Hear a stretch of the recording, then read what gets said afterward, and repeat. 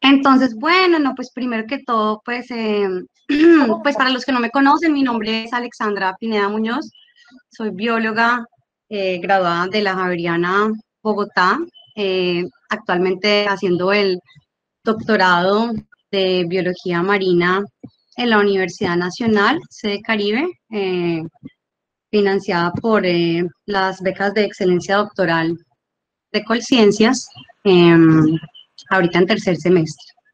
Entonces, pues además de darles las gracias por tenerme acá y por recibirme eh, y, y escuchar un poco sobre el proyecto que tengo pensado realizar.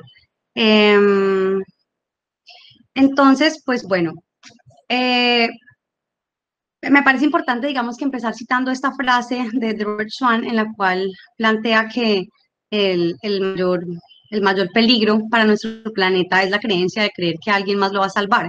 Y pienso que ese es un reflejo básicamente del mundo en el que nosotros vivimos. Todos sabemos que existen especies amenazadas, que existen ecosistemas amenazados, que ya se han acabado también un montón de especies. Sin embargo, como que alguien está esperando que alguien más haga algo, eh, no sé, como si la solución fuera a venir mañana. Y esa espera y esa pretensión es lo que básicamente está llevando a que todo se termine. Pienso que está en nuestras manos poder hacer algo al respecto. El proyecto que pretendo realizar se titula Conservación de la diversidad genética de corales amenazados para la restauración de sus poblaciones, utilizando como una especie, como una especie modelo Acropora palmata dentro del área marina protegida Sea Flower. Eh, Tengo pues como directora externa a la doctora Anastasia Banascac de la Universidad Autónoma de México, director de la universidad al doctor Sven Sea, y dentro de mi comité asesor está la doctora Valeria Pizarro y el doctor Panor Montoya Maya. Mm, entonces, ¿qué es lo que pasa? Los arrecifes coralinos, que son ecosistemas altamente importantes, tanto por los servicios, bienes servicios que proveen a la humanidad, como por la biodiversidad que sustentan, se encuentran altamente amenazados. Sabemos que dentro de estos ecosistemas se puede soportar alrededor del 25% de las especies marinas, pese a que solamente ocupan el 1% dentro de la cobertura o superficie del fondo marino. Existen miles y millones de personas que dependen de ellos para su bienestar y subsistencia. Dentro de estos bienes y servicios que ellos proveen, pues está el turismo, la recreación, la posibilidad de encontrar especies de importancia, por ejemplo, para la medicina, alimentación, pesquerías, protección costera y obviamente el sustento de esa biodiversidad. Ahora, pues a que son ecosistemas supremamente importantes, se encuentran en declive a nivel mundial.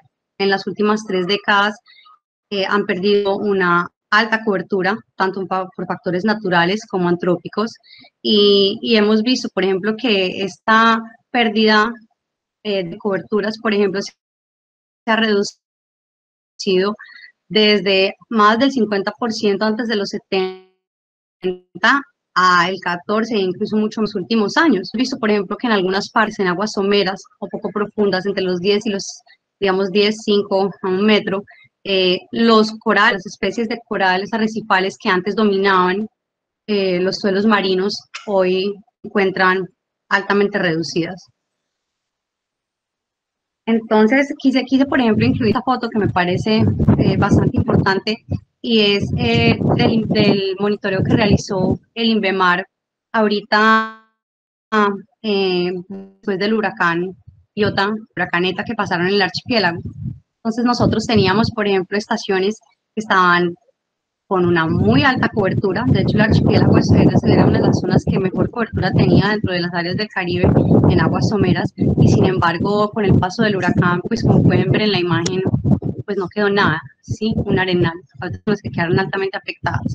Entonces, si bien tenemos factores antropogénicos que están amenazando estas especies, que como mencionaba antes, de gran importancia, no solamente el desarrollo costero, la contaminación, el cambio climático, sino también factores naturales pueden acabar con esta biodiversidad. Entonces, no importa que nosotros tengamos un arrecife pues varios arrecifes, digamos, conservados in situ en un área marina protegida, puede venir un factor natural como, bueno, un huracán y acabar con ello, lo cual quiere decir que no necesariamente tener un área marina protegida nos va a ayudar a lograr esa conservación de esa biodiversidad. Ahora, incluso previo al huracán, habíamos podido evidenciar que había una disminución de esa biodiversidad, lo cual demuestra que igual, a pesar de los manejos locales y regionales por tratar de conservar esos ecosistemas, no era suficiente para lograr su recuperación natural, ni suficiente para conservarlos a largo plazo. Parte de esto pues se debe al lento crecimiento que tienen estas especies. Entonces hemos visto la pérdida, la tendencia de la pérdida global de estos arrecifes, sí, lo hemos visto también a nivel regional y a nivel local, y las enfermedades y el blanqueamiento que no ha cesado en los últimos años y ahora con la nueva enfermedad, por ejemplo, de SCTLD, pues que Stony Coral Tissue Loss Disease, que es una enfermedad básicamente que se quedó de los corales en un par de semanas a par de meses, pues ha básicamente afectado incluso más a estas especies. Teniendo presente que el archipiélago de San Andrés, Providencia, Santa Catalina, Reserva de Biosfera Seaflower, almacena más del 75% de los arrecifes coralinos del país, de Colombia, pues la pérdida de dicha diversidad tiene unas implicaciones profundas, no solamente por las personas que dependen de ellos para su bienestar y subsistencia, sino también por las implicaciones que puede tener para las generaciones futuras en términos de los bienes y servicios que pueden proveer a la humanidad. Ahora, ¿qué quiere decir todo esto? Sí, porque pues en la teoría todo suena muy bonito, pero ¿eso qué quiere decir? Cuando nos encontramos que una especie, por ejemplo, enlistada como una especie amenazada, que como nos comentaba el profesor Acosta, en el caso de los corales, pues encontramos a los acropóridos del Caribe, Acropora palmata, Acropora cervicornis. ¿Qué quiere decir esto? Básicamente, sí, han habido factores naturales antropogénicos que han causado una pérdida de su cobertura y una disminución de sus poblaciones. Cuando hay una disminución de sus poblaciones, pues naturalmente va a haber una pérdida de la variabilidad genética de estas poblaciones. ¿Y qué implica que haya una pérdida de la variabilidad genética? Cuando una especie se encuentra reducida, una población se encuentra reducida y no alcanza a tener suficiente variabilidad genética dentro de esa población, quiere decir que no va a poder tener suficiente resiliencia para poder soportar cualquier, por decirlo así, imprevisto que pueda venir en el futuro. Y ya les explico cómo funciona esto. Entonces tenemos, obviamente, la pérdida de sus arrecifes, que causa pérdida de sus recursos genéticos o variabilidad genética. Y esto causa, pues, que no tengan, como quien dice, las herramientas suficientes para poder lidiar con los problemas que pueden venir en el futuro, por lo cual ha habido una necesidad como de tratar de salvaguardar esa diversidad genética. Entonces, uno dice, bueno, la diversidad genética, pero ¿a qué te refieres? Pues la diversidad la hemos visto que se encuentra a diferentes escalas. Podemos verlo en términos de estructura, composición, función, ¿sí? Entonces, básicamente, una especie, una población va a tener la capacidad de cumplir, tener una composición y estructura para dicho fin, dependiendo de esa diversidad genética. Esa diversidad, como lo plantea Premoli en el 2011, le va a permitir el potencial de cambio evolutivo y su capacidad de responder a cambios ambientales. Entonces, lo ponemos, por ejemplo, de esta forma. Si todos tenemos la misma información genética, viene, vamos a decir, COVID y nos mata, por ejemplo, a todos. Todos podemos sufrir, ya sea porque no tenemos resistencia a las temperaturas, a las enfermedades o a diferentes tipos de cambios. Y en un ambiente altamente cambiante como en el que nos encontramos en la actualidad y que sabemos que va a continuar en el futuro, es importante mantener esa variabilidad genética de tal forma que no todos se vayan a ver afectados por los mismos factores, ¿no? Eso es lo que le permite a una especie permanecer a lo largo del tiempo. Ahora, cuando una población se ve amenazada, como les comentaba, porque digamos que se ha reducido en su digamos, una población se ha visto reducida, había una mortalidad masiva, como fue el caso de Acropora palmata. Entonces eso lleva a que, como dice la teoría, entre en un efecto Ali. Entonces, ¿qué es el efecto Ali? Básicamente, como lo muestra la figura a la derecha. El efecto Ali es cuando una población sufre una mortalidad masiva por X, Y o Z factor. Esa población reduce su tamaño. Al reducir su tamaño, pues también eso va a tener un efecto, implicaciones negativas en su fitness o en su capacidad, digamos, reproductiva. Básicamente, menos individuos se van a tener que reproducir entre ellos, lo cual va a llevar a que haya una pérdida de diversidad genética y una endogamia. ¿Sí? Hagan de cuenta que todo el mundo se murió y quedamos solo primos y nos tocan entre primos. Entonces la variabilidad se va a reducir más. Al reducirse más esa variabilidad, eso va a generar también una disminución en la heterocigosidad, un aumento en la homocigosidad y la presencia de genes deleterios. ¿Sí? Cuando hay endogamia, se presentan genes deleterios o genes, por así decirlo, nocivos, lo cual afecta la reproducción o el fitness de esa población o de esa especie. Y eso lleva de nuevo a que se disminuya el tamaño poblacional y es un ciclo que evidentemente que finalmente lleva a la extinción de la población local o de la especie. Entonces, se ha planteado ese mismo ciclo o esa teoría a nivel genético, lo cual demuestra que, por ejemplo, cuando hay una reducción de la población, también hay una reducción de la estructura genética que a su vez afecta el componente reproductivo y vuelve a afecta el tamaño poblacional, la estructura genética, evidentemente llevando después a la extinción de la población. Entonces, si nosotros sabemos que una población está amenazada, que ha perdido variabilidad genética, que ha entrado a un cuello de botella, va a terminar entrando en ese efecto Ali, y que es lo que uno busca finalmente con la conservación. O sea, no, digamos que finalmente todo el mundo utiliza ampliamente el término de conservación de la diversidad y conservación de la diversidad genética, pero no se trata de que yo guarde uno, dos o tres individuos, no importa si son plantas en un herbario, o si es en un banco de criogenia, no importa en un acuario, si son corales en una guardería, lo que finalmente yo estoy buscando es almacenar la diversidad genética, porque a mí no me sirve almacenar dos individuos iguales, lo que necesito es almacenar un componente de diversidad genética que finalmente sea representativo de esa población el día de mañana tenga esa capacidad de resistir a los factores cambiantes del medio ambiente, a diferentes condiciones. Entonces, ¿cómo logramos esa conservación genética? Entonces, sabemos que hasta el momento el 99% de las especies han extinguido, ¿sí? Dentro de eso se han clasificado en lo que conocemos nosotros, de las categorías que plantea la Unión Internacional para la conservación de la naturaleza, y dentro de las cuales, como mencionábamos, pues se encuentran los corales Acropora palmata y Acropora cervicornis. Es importante pues igual hacer el paréntesis de que Acropora palmata, que es la que está ahí arribita en la esquina Cuerno de Alce, fue la primera especie de invertebrados marinos que se incluyó dentro del libro rojo de especies amenazadas, la primera. Entonces, ¿qué es lo que se ha buscado? Pues como tenemos que hacer algo para poderlo solucionar. Lo primero que se planteó pues fue teniendo presente que estos organismos, los corales, pues son animales coloniales y que te permiten la reproducción tanto sexual como asexual, pues tratar de buscar mecanismos y estrategias que permitan la restauración ecológica para el ecosistema de tal forma que no se pierda la estructura y composición de ellos.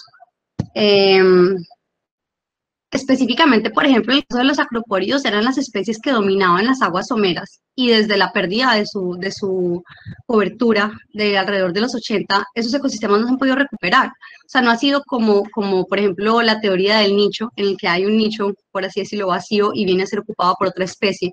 Nosotros lo que encontramos hoy en día es que las aguas someras no han podido ser colonizadas por otras especies que cumplan la misma función de estos ecosistemas. Y esa función, como les comentaba, no solamente de protección costera, sino también de hogar para muchísimas especies, ¿sí? En términos de biodiversidad es muy importante.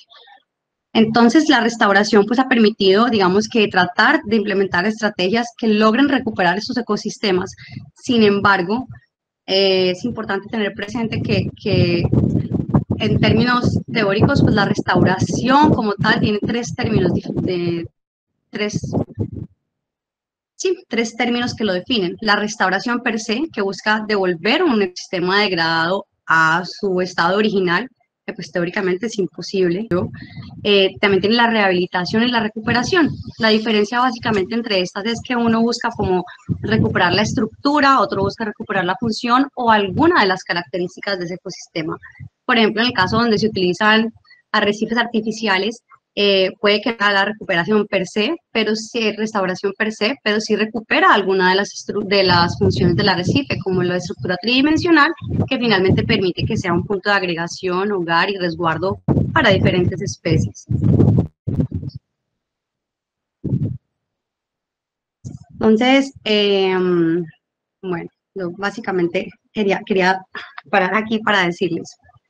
A lo largo de los últimos años se ha hecho un esfuerzo a nivel regional en el Caribe para restaurar específicamente esas especies de acropóridos que, como les mencionaba, son de gran importancia para nuestros ecosistemas marinos. Sin embargo, pues las técnicas de jardinería de coral, que son, nos decían, por ejemplo, como aparece acá en las guarderías, donde se toman fragmentos de colonias madre, ya sea de oportunidad, como por ejemplo vino el huracán, se partieron fragmentos y los tomamos y los ponemos en una guardería para crecer y luego ellos los llevamos al arrecife, o aves colonias madre que se fragmentan y se ponen en una guardería a crecer y sirven como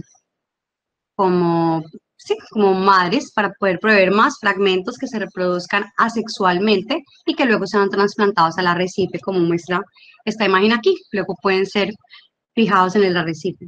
Básicamente lo que hemos encontrado, digamos, como entre comillas, un problema, pues, de estas técnicas que se llaman jardinería de corales, es que, pues, estamos trabajando con clones. Entonces, si volvemos un poco a la teoría de la parte de conservación genética, pues si yo estoy tomando unos pocos parentales y los estoy reproduciendo, por ejemplo, en las guarderías masivas que tenemos ahorita en el archipiélago, pues unos pocos parentales van a dar muchísimos hijos, pero van a dar clones. ¿Eso qué quiere decir? Que genéticamente no hay una alta variabilidad y todos estamos susceptibles a poder morir de los mismos factores. Esto se ha evidenciado pues en diferentes proyectos a nivel regional, como les mencionaba, básicamente que con el aumento de la temperatura, por ejemplo, todos los que han sido trasplantados pueden morir o alguna enfermedad, básicamente todos los afecta. Entonces, teniendo presente que pues no queremos generar ese cuello de botella, sean clones, y que esto también puede afectar, como mencionaba, la parte de endogamia, el efecto Ali y demás, lo que se buscó fue implementar otro tipo de estrategias como estrategias sexuales, ¿cierto? Entonces, pues básicamente lo que se ha hecho es reproducción asistida. Sí, por eso pongo esta imagen. Entonces, ¿cómo funciona la reproducción asistida? Pues vamos, esperamos a que los corales desoven, tomamos el desove de los corales y usamos las... Entonces, ¿por qué hay necesidad de hacer esto? Imagínense ustedes que, por ejemplo, en todo el Caribe, en toda la región o en todo el archipiélago hubiera cobertura de toda esta especie o estas especies en las aguas someras, pues había cercanía y había posibilidades de reproducirse. Con la pérdida entre el 80 y el 99% de su cobertura, quedaron algunas colonias aisladas que, pues, físicamente hace imposible que se puedan reproducir, ¿sí? Entonces puede que yo desove y puede que desove al tiempo que el otro, pero igual nunca vamos a poder encontrar, nunca vamos a poder lograr que nuestros gametos se reproduzcan. Entonces, con eso en mente, pues se implementaron técnicas de reproducción asistida, colectando el desove y haciendo, como quien dice, migración asistida, tomando el desove de una colonia, mezclándolo con la otra, obteniendo las larvas, bebés en el laboratorio y luego trasplantándolos al arrecife, como quien dice, haciendo de cigüeña, pero pues con esa reproducción asistida. Esto ha permitido que se pueda implementar, que se pueda utilizar, qué pena, esas técnicas de reproducción sexual para aumentar la variabilidad y asistir a las colonias que geográficamente no se van a poder reproducir y que pues evidentemente pues terminan en endogamia sus gametos. Ahora, no, puede que no todo el mundo da igual de cómo funciona la reproducción de estas especies, pero los acropóridos como Acropora palmata, Acropora cervicornia, desovan una vez al año. una vez al año. Y sus gametos son las horas vivos. Entonces, si tan solo pensamos, por ejemplo, en el archipiélago, o sea, entre San Andrés y Providencia, no, o entre cualquiera de las islas dentro del archipiélago, no alcanza el tiempo de vida de esos gametos para encontrarse con las otras colonias. Entonces, para que perdieran cobertura, pues ahora tampoco se están pudiendo reproducir. Lo que buscamos es tratar de implementar esas técnicas para ayudar a reproducirlos y mirar si podemos eventualmente recuperar sus poblaciones, ¿sí? Ahora bien, voy a, pues,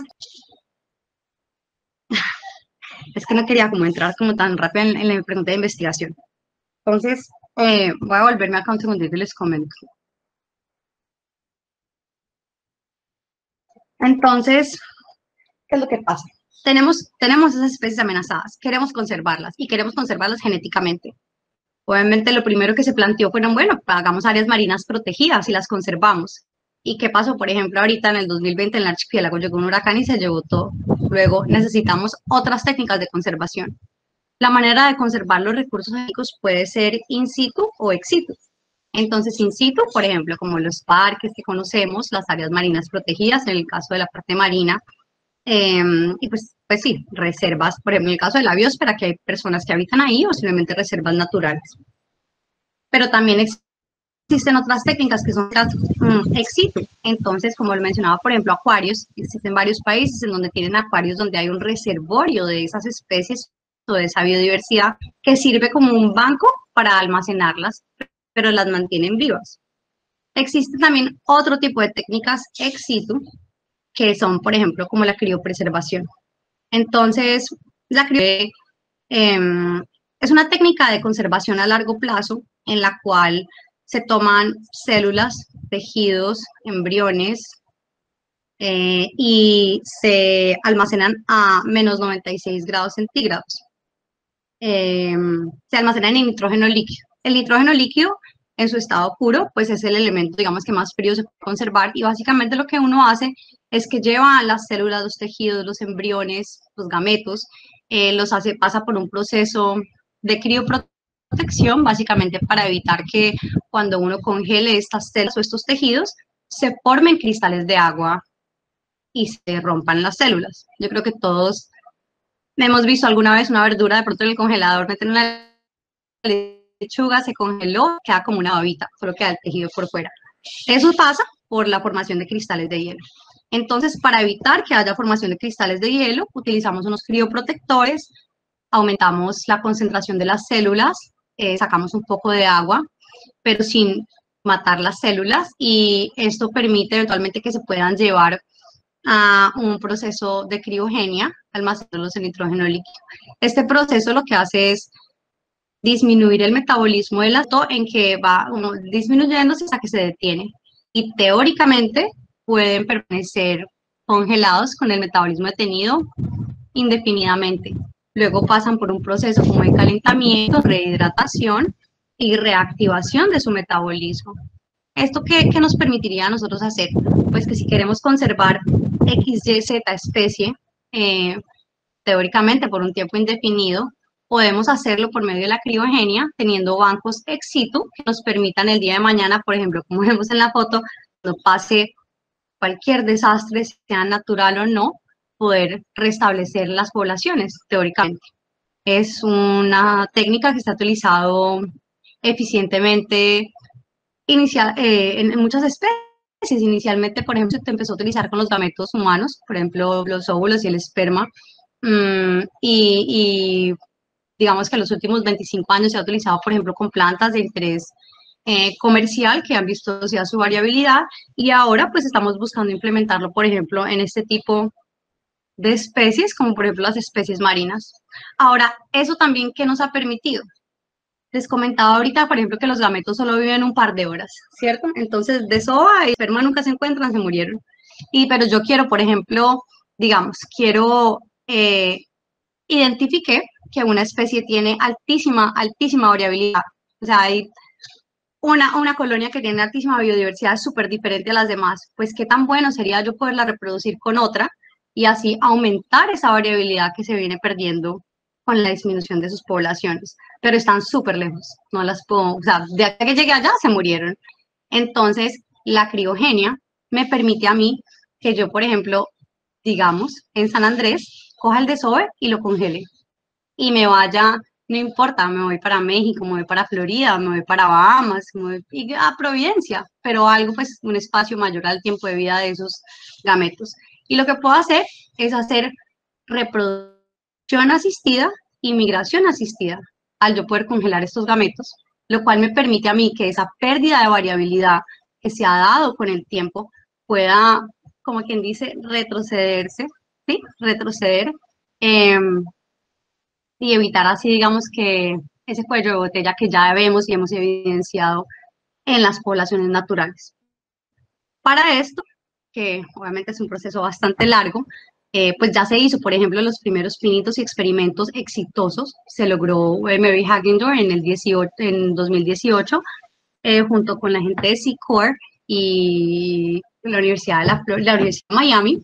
Tomaron gametos de Curazao y los criopreservaron, y gametos de Florida y los criopreservaron y los entremezclaron entre ellos y lograron exitosamente pues la reproducción y migración asistida de estas especies, demostrando que hay posibilidades de, de realizar esto a nivel regional, porque cada una de las regiones pues conserva diferentes genes de las otras.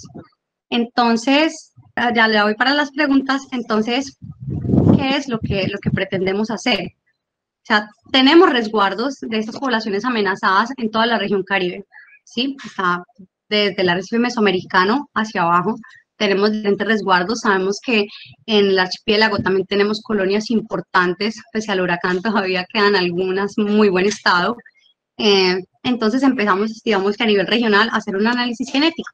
Como bueno, pues primero miremos qué hay. Entonces, como digo, cada uno de los países, de las islas, empezaron a realizar ese análisis genético, como lo mencionaba el profesor Acosta.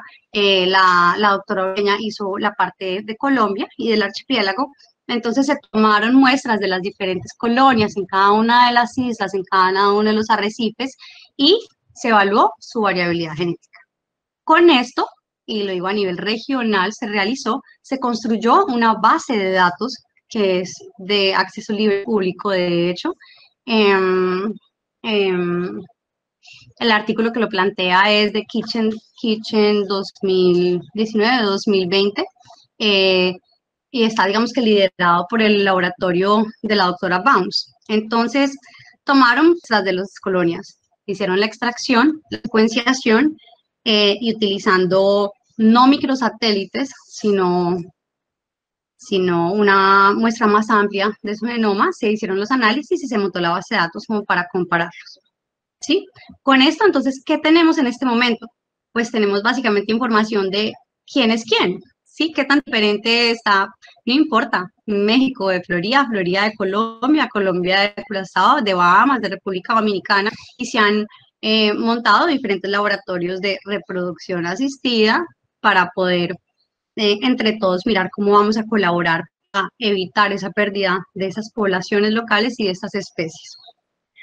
Entonces, hasta ahí vamos bien, como pues todo está perfecto, pero no, pero no. ¿Cuál es el problema? Cuando nosotros ponemos a crecer las especies, por ejemplo, en estas guarderías, pues todo parece muy bonito, ¿sí me entienden? No, pues tú vas, tomas los fragmentos, los pones en la guardería, va a crecer y se los llevas al arrecife. No, pues si quieres entremezclarlos, tomas el desove, lo reproduces, lo pones en el laboratorio, lo llevas al arrecife, ¿sí? Y en teoría han habido algunos artículos que han incluso planteado cuántas colonias madre genética representativa.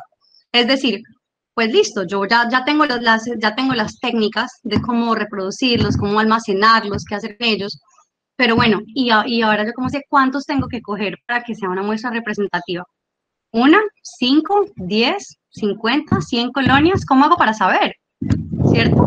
Entonces, por medio de técnicas de genética de poblaciones, existen unas ecuaciones que nos permiten a nosotros realizar ese análisis con esa base de datos que les comento, no es parte de lo que yo estoy haciendo.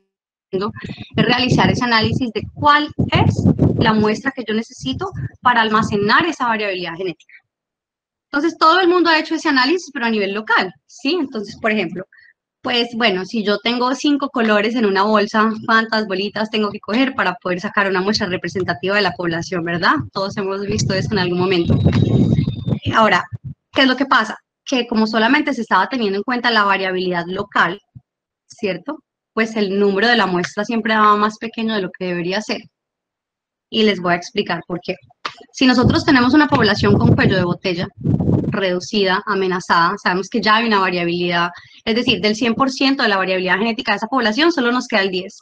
Y yo voy a utilizar todo lo que tengo, cuánto necesito sacar de esa población para que sea representativo. Pero igual va a ser representativo del 10%, ¿sí o no? Porque ya está reducido. Ahora, lo que yo estoy tratando de hacer es tomar toda la variabilidad de la región que ya está montada en la base de datos y saber de ahí cuál es la muestra representativa de la población, porque todos los artículos hasta la fecha lo han planteado, pero a nivel regional. Entonces, por ejemplo, hay unos que dicen que debe sacar 10, 5, sí, 7 parentales, pero eso para que sea representativo de esa población. Y si yo quiero algo representativo de la especie, pues finalmente lo que yo quiero es conservar la variabilidad genética de la especie, no de una población local. Entonces, ahí está el análisis, incluyendo, pues, obviamente la ecuación que les comento de genética de poblaciones. Sin embargo, no es suficiente ahí, porque cuando yo pongo por ejemplo, los fragmentos o pongo las larvas a crecer en el laboratorio, a reproducir, pues yo no siempre tengo el 100% de sobrevivencia, ¿sí o no? Siempre se muere algo. De hecho, en los proyectos de restauración coralina que se han hecho a nivel mundial, se considera que por encima del 50% es exitoso. 50%. Eso quiere decir que si yo estoy tratando de buscar algo que sea representa, no, tengo que coger 5 parentales.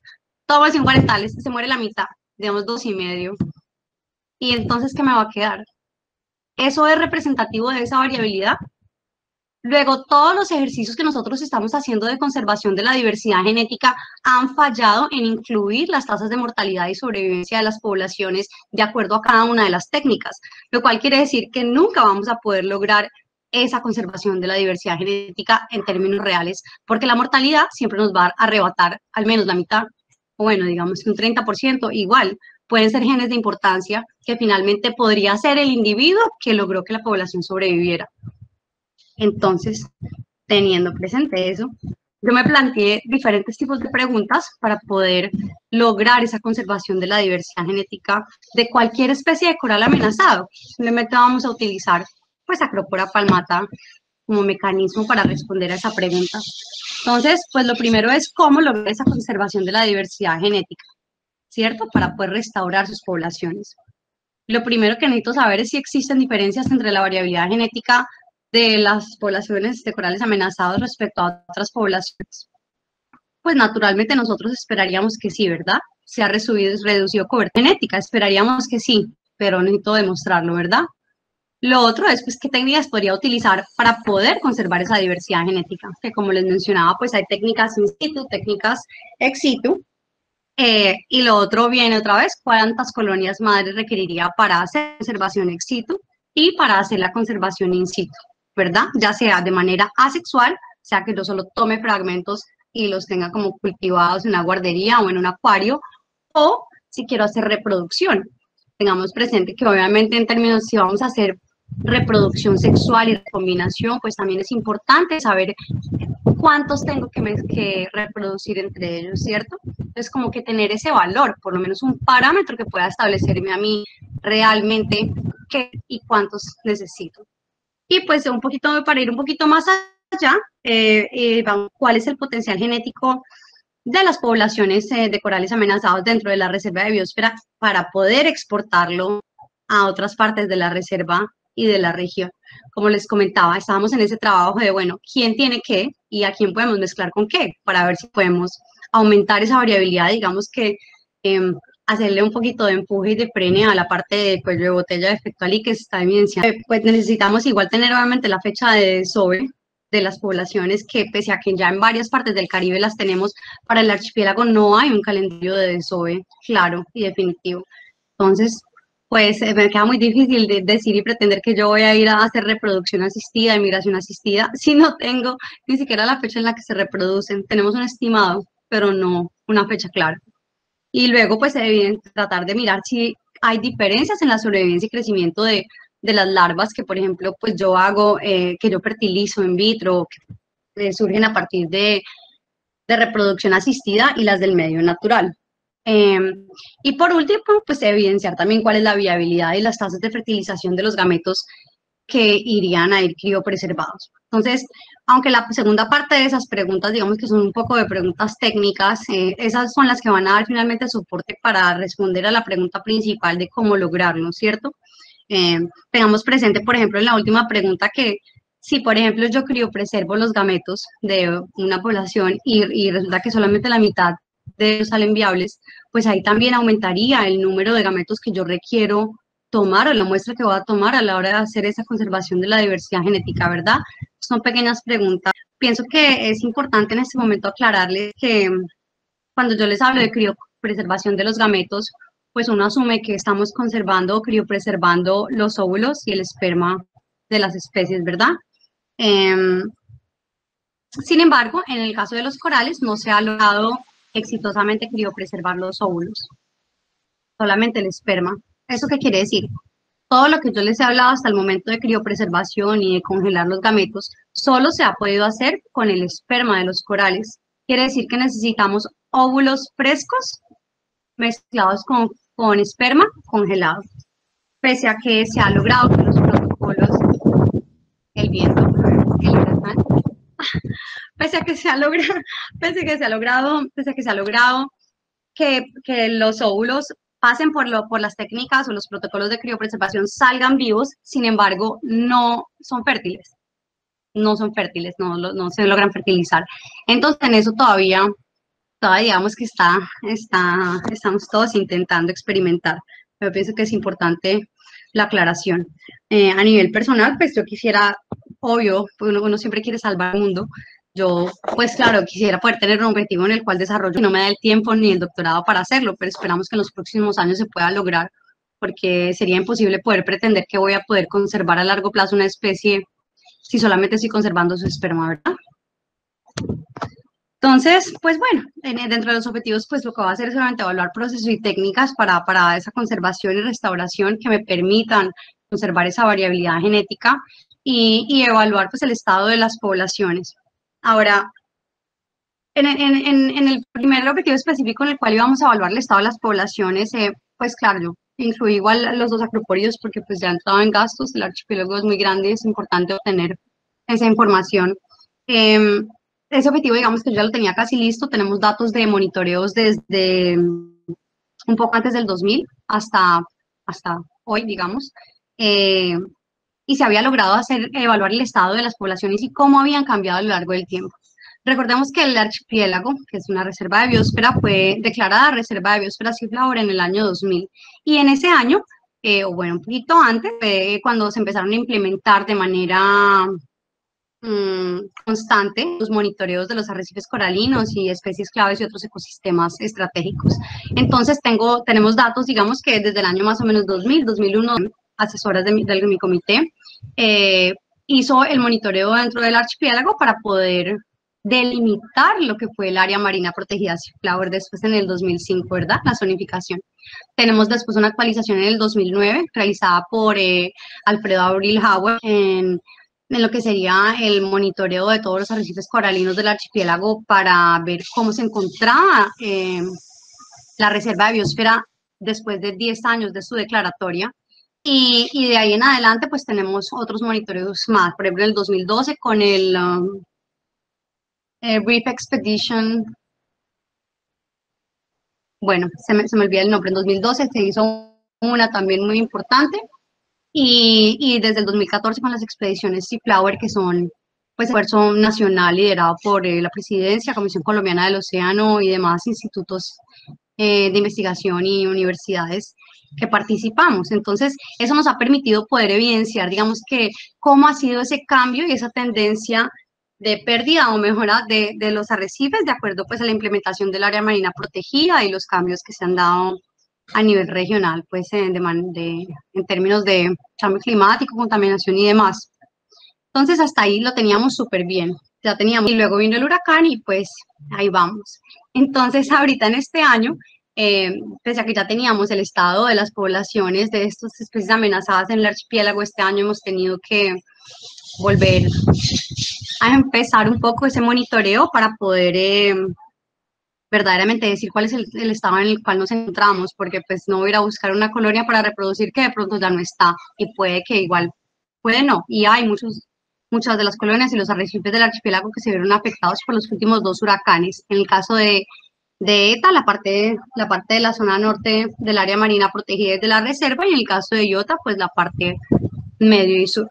Adicionalmente, pues es como importante identificar esos arrecifes someros que requieren esa intervención, evaluar la variabilidad genética, como les comentaba, que pese a que tenemos un esfuerzo muy importante por la doctora Dueña, no tenemos marcadas las colonias específicamente. Entonces, por ejemplo, no, en Providencia hay una altísima variabilidad, de Acrópora palmata tiene altísima variabilidad genética, pero ¿y de cuál colonia? Entonces necesitamos ir y marcar y evaluar las colonias específicamente porque el hecho de que esté ahí no quiere decir que todas tengan la misma variabilidad, ¿verdad? Luego, pues comparar esas varias técnicas que les mencionaba de reproducción asistida para ver si podemos conservar y en la medida de lo posible aumentar la variabilidad genética de esos acropóridos. E implementar las técnicas de conservación ex situ, como lo mencionaba, pues ojalá lo ideal es por medio de criopreservación, y eso nos permitiría, además de implementarlas para reproducción asistida y migración asistida, nos permitiría además empezar a crear un banco de corales que podamos después utilizar en el futuro para restaurar las poblaciones. Yo pienso que lo demás es un poco como de metodología, pienso que va pues un poquito más pesado, no sé si hay necesidad, entonces voy a parar ahí, pero estoy aquí súper abierta para que me pregunten todo lo que quieran y les haga todas las aclaraciones que requieran ustedes. Muchas gracias, Alejandra, por participar en este seminario, y damos paso entonces a las preguntas de manera ordenada. Entonces, si quieren, van abriendo sus micrófonos y le hacen las preguntas a nuestra invitada. Gracias. Hola, yo tengo una pregunta. Sí, yo tengo entendido que como que muchos corales como que no tienden a disminuir la producción de gametos o a tener gametos más pequeños o pues sí, como que no salen muy bien por todo el estrés o lo que estén pasando, ya sea enfermedades, lo que sea. Entonces, ese tipo de gametos suelen como tenerse en cuenta o suelen como botarlos o algo así, no se tienen en cuenta.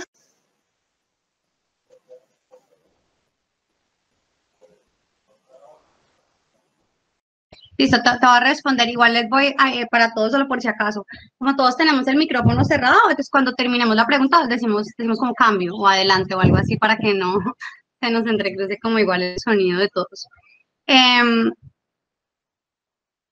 Bueno, digamos que si regresamos, por ejemplo, a lo que les estaba comentando, yo estoy compartiendo pantalla todavía, ¿no?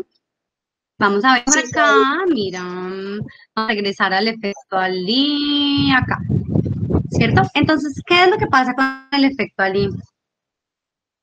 ¿Sí?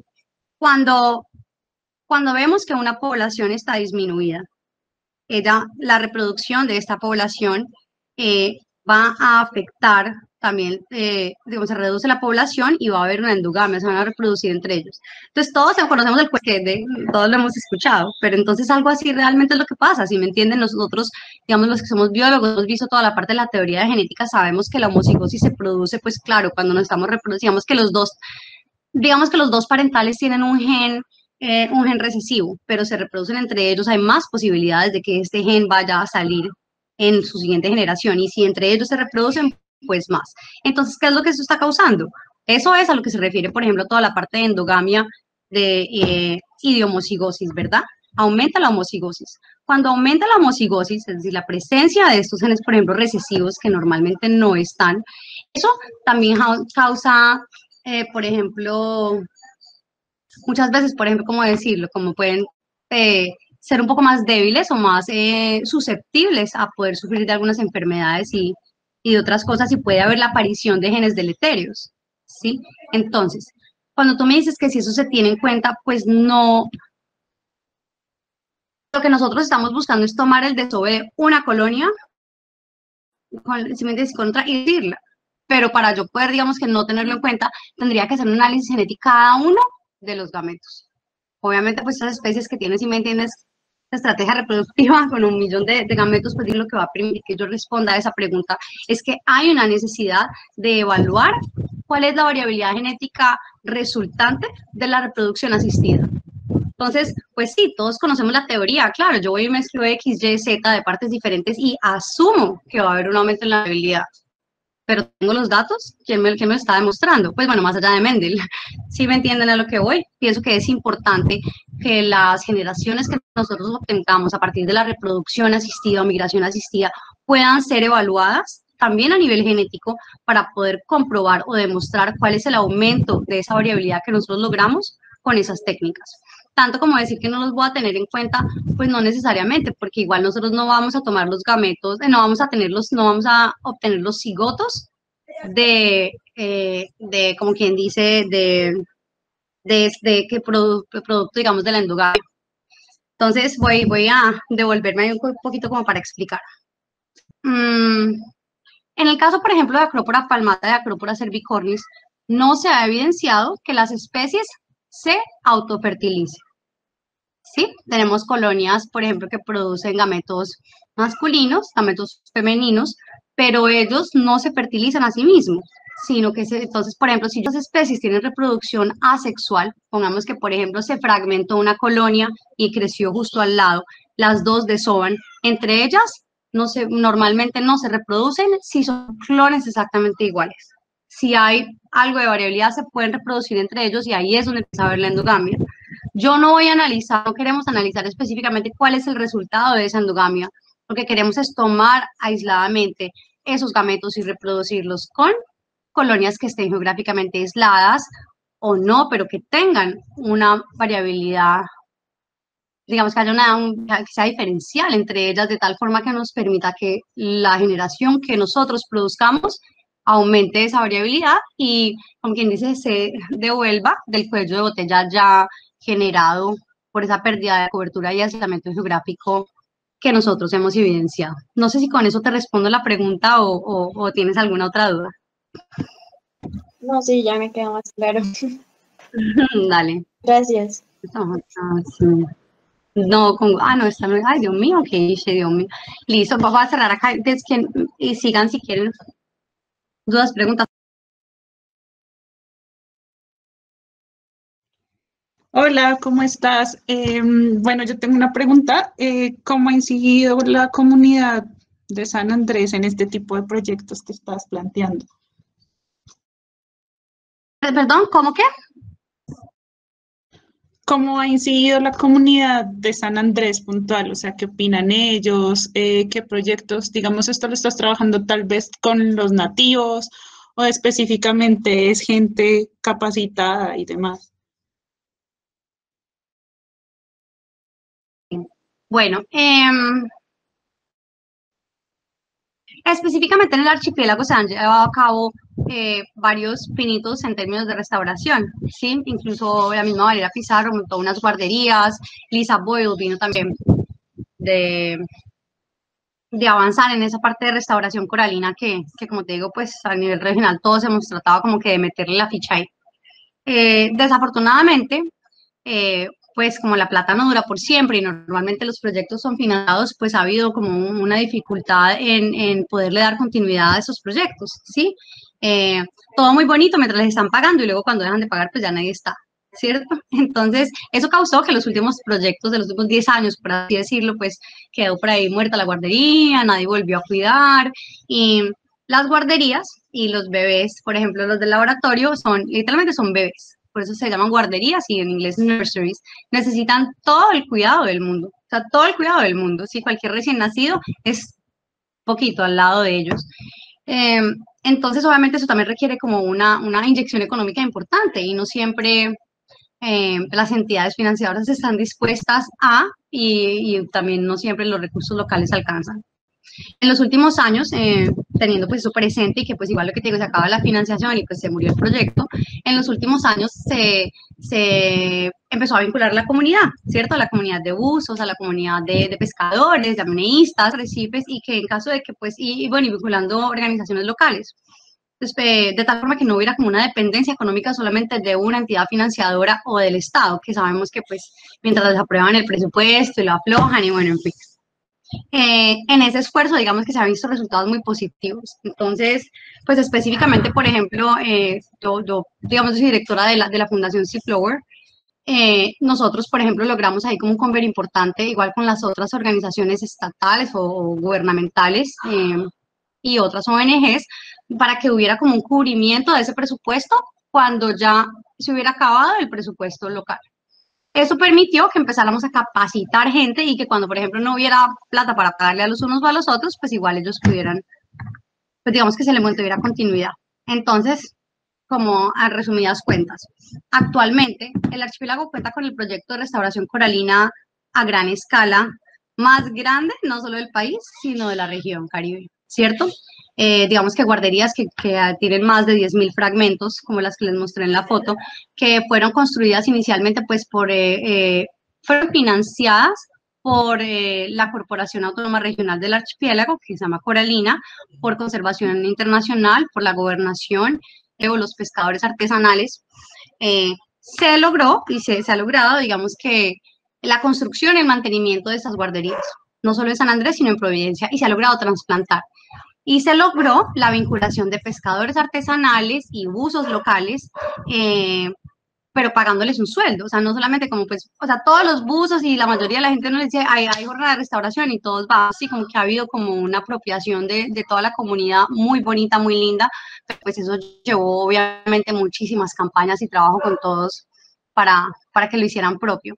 Pero pues también igual uno quiere pues apoyar con algo, no puede ser que todo el mundo pues solamente voluntario, entonces se logró por medio del programa de Ban CO2, que es el pago por servicios ambientales, se logró como que conseguir un sueldo que le pagara a las personas por esas actividades, pues, especialmente pescadores artesanales, en donde pues ellos se vinculan, se les paga un sueldo y ellos van y limpian las guarderías, ayudan en los trasplantes, y vinculando, digamos, como te digo, diferentes personas de la comunidad. Por ejemplo, nosotros hicimos un trabajo con niños de colegio, también llevándolos allá y creo que todo el grupo de marinos también con el profe Acosta han ido pues a ver las guarderías.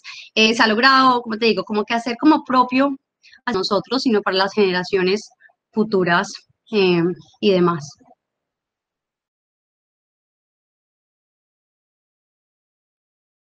Ya, perdón, a veces como que me pierdo aquí como en la cosa de mitos por si me demoro un poquito, perdón.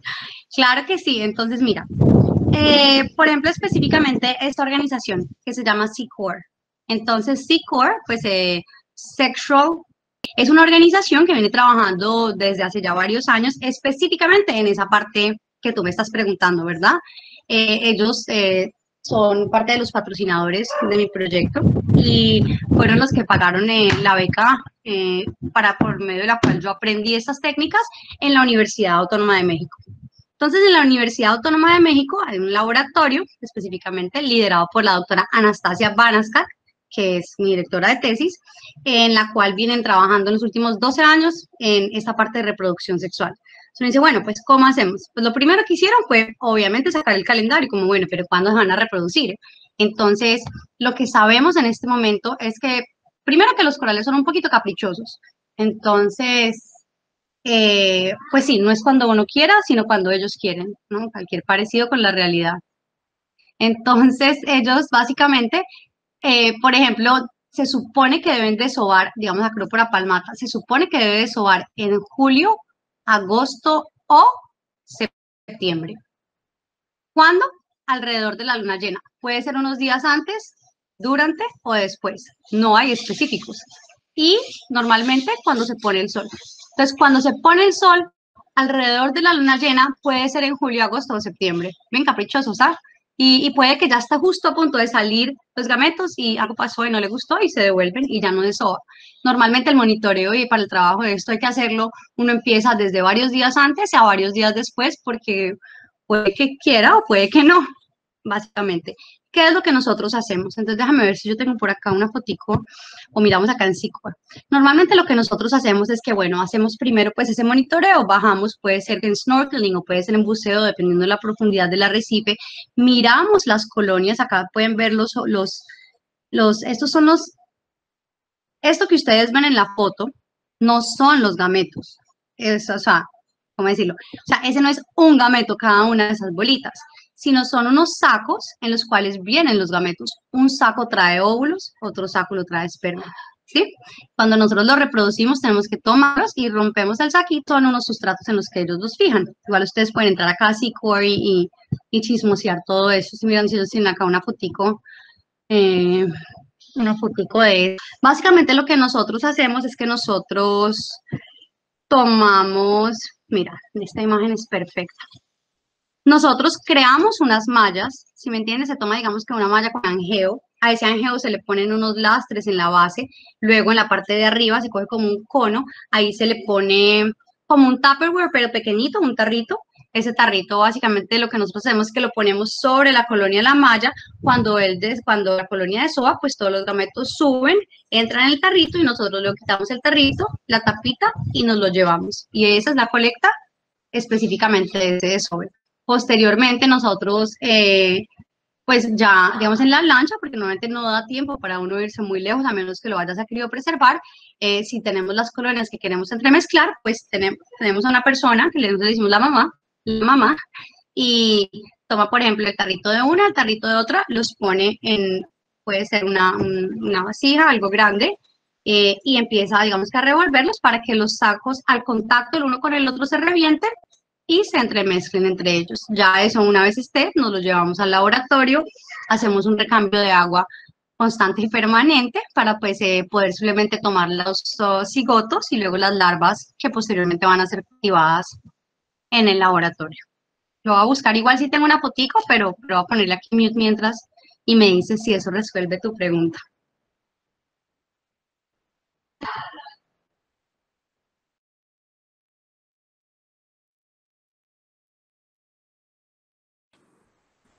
Bueno, ¿alguna otra pregunta por parte de los asistentes? Sí, yo tengo una pregunta. Listo, Miguel, sigue. ¿Qué características debe tener el lecho marino a la hora de hacer como el tema de la siembra de esos corales? O sea, digamos, no sé si hacen como algún análisis de, no sé, de nutrientes o análisis físico-químico de la zona y cómo escogen esa zona donde se va a hacer la restauración.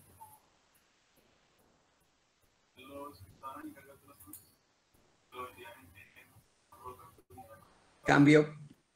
Bueno, sí, gracias. Sí, bueno, bueno, primero digamos que los invito a que revisen dos documentos específicamente en el tema de restauración. Hay uno que es como una guía de restauración coralina, la pueden encontrar digamos que en PDF sin problema en internet, está en español y en inglés, pero ahorita el año pasado el Coral Reef Consortium, o sea el consorcio de restauración coralina, sacaron una nueva guía en la cual participan, de hecho, todo mi comité asesor de cómo es la reproducción, cómo es todo ese proceso de restauración. Ahora, es muy importante lo que tú preguntas, o sea, no importa 100, 1000, 1.000.000 de colonias. O sea, primero hay que entrar a mirar qué fue lo que causó la degradación de ese ecosistema. Entonces, por ejemplo, si nosotros tenemos digamos que nosotros, por ejemplo, pensemos en San Andrés, un ecosistema cualquiera, yo no sé, un arrecife cualquiera, un ecosistema, no, un arrecife cualquiera en San Andrés, donde de pronto antiguamente tenía una excelente cobertura de coral o media, no importa, pero ya no hay nada. Yo no puedo pretender simplemente ir y trasplantar ahí sin saber qué fue lo que causó esa pérdida de cobertura o esa mortandad de corales. Muchas veces puede ser la calidad del agua, como tú dices. Entonces, no necesariamente es que uno vaya y haga pruebas y tomas de calidad de agua para poder hacer ese proceso de restauración, porque finalmente lo que nosotros estamos buscando no es un ecosistema perfecto. O sea, sabemos que las condiciones están cambiantes, sabemos que la calidad del agua está mal, que la temperatura está aumentando, Y digamos que por eso también hay o no muchos, pero hay un esfuerzo importante y una inversión importante en poder crear eso que han llamado supercores o supercorales, donde por medio de la ingeniería genética y, bueno, reproducción asistida pero guiada, se toman colonias que se sabe que son resistentes a ciertos cambios o tolerantes a ciertas condiciones y se reproducen con otros como para hacerlos más fuertes, por así decirlo. Esto con el fin de tratar pues sí, precisamente como ayudarlos a ser un poco más tolerantes a esas condiciones cambiantes. Ahora, yo no puedo pretender que el ecosistema esté perfecto, que no, la calidad del agua no esté mala, pues sabemos que igual no es tan fácil como eso. Sin embargo, uno de los factores más importantes no es qué tan degradado esté, sino cuáles son las posibilidades de que eso tenga éxito, porque realmente la restauración coralina es supremamente costosa, supremamente costosa. Yo tengo en alguna parte anotado que tengo acá, pero son, si me entiendes, son muchísimos dólares por una sola colonia que sobrevive, precisamente porque hay una alta mortalidad. Entonces, ¿qué es lo que pasa? Por ejemplo, si yo tengo, digamos, en el caso de San Andrés, el emisario submarino, que no saben es el tubo por donde todas las cañerías de la isla van directamente al mar, yo no puedo pretender que voy a restaurar el arrecife por donde sale el emisario submarino si yo si no hago ningún tipo de tratamiento, por ejemplo, de aguas residuales ahí en el emisario. Entonces, primero es importante ver, y es lo primero que se recomienda en la restauración, es mirar si yo tengo la posibilidad de controlar los factores que pueden estar afectando ese ecosistema, porque muchas veces solamente controlando esos factores yo puedo lograr la recuperación del ecosistema sin necesidad de hacer una inversión tan alta en términos de recursos y de personal previamente. Entonces, pues si igual veo que de pronto ya se pueden controlar esos factores o no, de eso también va a depender la decisión de que yo pueda restaurar ese ecosistema. Y en este manual que yo les recomiendo, que como les digo, hay uno que salió el año pasado y hay otro anterior que yo lo tengo igual, se lo puedo compartir al profe Acosta para que se los comparta a ustedes. Están exactamente los pasos de primero qué es lo que tienes que tener en cuenta, porque la última opción es la restauración. Primero miremos si podemos controlar los factores o si de manera natural se puede promover esa recuperación natural. Adelante. Vale, mil gracias. Bueno, tenemos tiempo para una pregunta adicional y no más. Entonces no sé quién quiera tomar la palabra. No, parece que no. Bueno, a mí me gustaría rescatar un par de cosas que Alejandra nos mencionó y gracias por la charla. Creo que nos dio un contexto muy interesante sobre lo que sería justamente esa problemática de restaurar, lo costoso que eso sale y las técnicas que digamos que están de punta pues para tratar de resolver estos complejos problemas que tenemos de pérdida de corales y pérdida de los arrecifes de coral. Y un punto, digamos, que me interesa que ustedes, digamos, reflexionen es lo que hablaba Alejandra de cómo uno puede mejorar la conectividad o el flujo génico entre poblaciones, ¿no?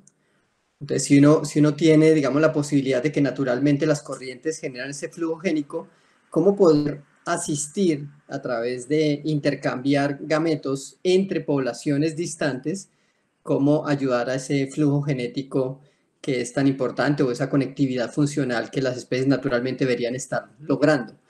En el caso de las acróporas es un fenómeno, digamos, interesante porque aun cuando sitios que han perdido Acrópora palmata, uno los ve cada 4 o 5 años con reclutas en el arrecife, pues esos reclutas finalmente no sobreviven. Y es una conectividad natural de otras áreas geográficas cercanas. Entonces, digamos que uno sí ve que intenta naturalmente el sistema recuperar la población de acróporas, pero después de cierto tiempo uno ve que desaparecen. O sea, esos reclutas que se han establecido y que uno los ve sanos y que sería la regeneración natural del sistema, al final no se mantienen. Y la pregunta que hacía alguno de los asistentes, que es muy interesante, sobre el hábitat tiene mucho que ver, porque si se establecen los reclutas, pero no se soportan y no sobreviven hasta llegar a ser adultos, es por una cuestión del hábitat, ¿no? Entonces, dejar de lado el hábitat o no estudiar el hábitat o los parámetros del hábitat se vuelve un cuello de botella también para estos éxitos en términos de la adaptación del sistema.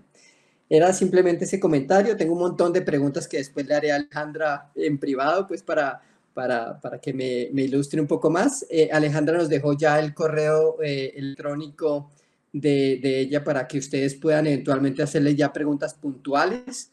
Ahí lo tienen ustedes en el chat. Lo mismo que Alejandro también les dejó en el chat la página web, en donde va a estar colocada la presentación de Alejandra con las preguntas, y donde eventualmente, si Alejandra nos pasa el material que nos prometió, pues también ahí estaría colgado el material para que ustedes tengan acceso al mismo.